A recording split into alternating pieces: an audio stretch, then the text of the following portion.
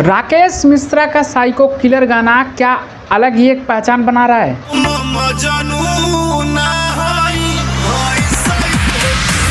नहीं दोस्तों, गाने से लगता है कि महीने में एक ही लाओ बट सबसे अलग लाओ, उसमें अपना कोई राइट ना दे, किसी को बोलने का मौका मत दो।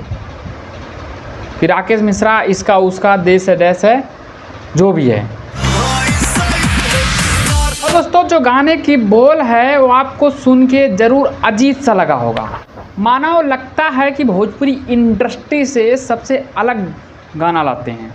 ये तो है ही है, सबसे अलग, एक महीने में एक ही लाते हैं बट सबसे अलग ले आते हैं। ये जब गाना लेकर आते हैं सबसे अलग लेके आते हैं। और जो गाने में म्यूजिक दिए हैं ना भाई, छोटू रावत, क्या कमाल की म्यूजिक दिए हैं यार।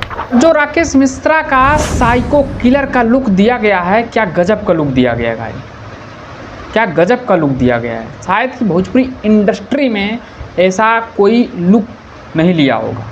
साइको किलर गाना है जो इसका मीनिंग है पागल और हत्यारा कहलाता है।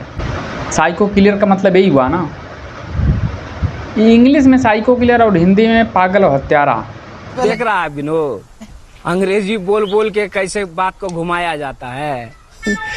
आपको क्या लगता है कि साइको किलर जैसा गाना आना चाहिए? इंडस्ट्री में ऐसा गाना नहीं आना चाहिए यार।